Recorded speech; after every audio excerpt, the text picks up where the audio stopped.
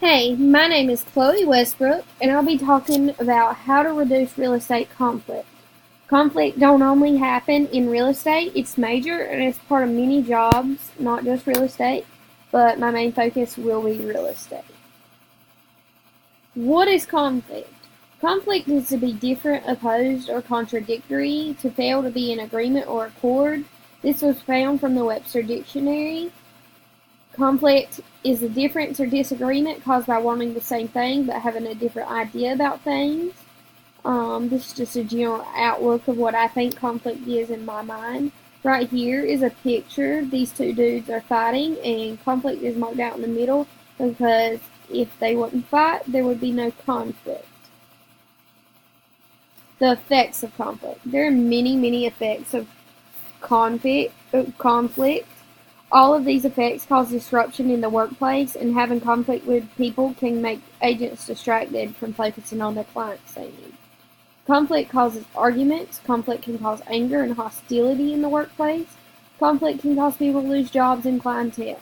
So if an agent has a conflict with another agent and is bad mouthing them and a client hears it, some clients just don't want to hear that, and then they'll lose a client. Or if they have a conflict with a client about a house or what a client wants, then a client's not going to put up with that. Conflict causes unnecessary drama. Conflict causes distraction. Right here's a picture of negative effects of conflict: unhappiness, fear, withdrawal, anger, frustration, stress. All these are the effects of conflict on a person or on their job in general. What type of conflict occurs in real estate? Most conflict occurs between agent and agent because of jealousy or disagreement on things. These disagreements occur because real estate agents often find themselves to be better than another. Many real estate agents have lots of clientele with their name out there, and some agents are building their clientele. So while they're building their clientele, they might get jealous of another client doing better than them and start bad mouthing them to make themselves look better, and that just causes conflict with each other. This causes conflict because the agents want more business than the other agent, as just explained. Conflict also occurs when an agent and client do not see eye to eye.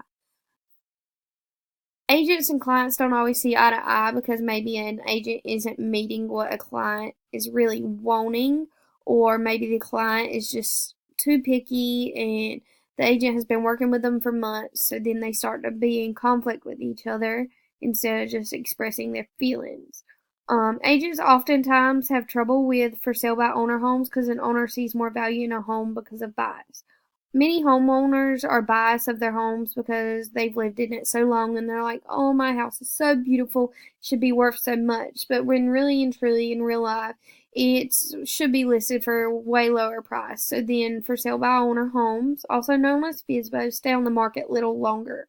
And then an agent can get in conflict with that person because their client really wanted that home, but the homeowner is not willing to negotiate.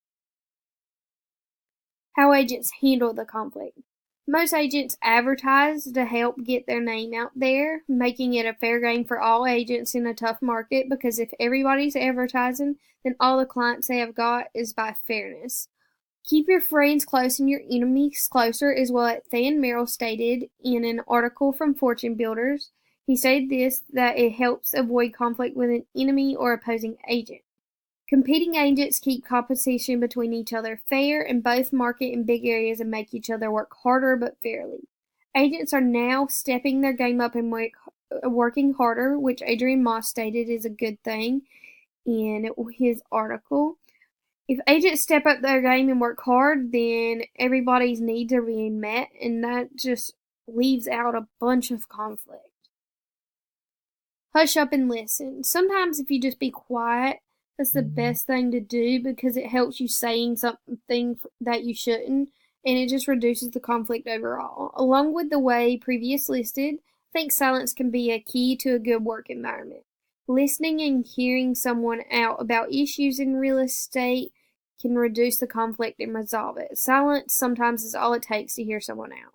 If you're quiet and just listen to the issue you have with a person, then the conflict goes away quickly or is reduced. There's no reason to linger on it, and just hate one another. So when a client or an agent disagrees, just hear out what your client wants, and that'll just really help to get rid of that conflict. Simple solutions. Listening to your competitor and working just as hard leaves out the conflict and creates clean competition. Silence is easy to do. Don't always fight back when an issue occurs. Just listen to the other person. Advertise your business and agency so your name can be out there just like your competitors. All of these are great but simple solutions to reduce the conflict in real estate.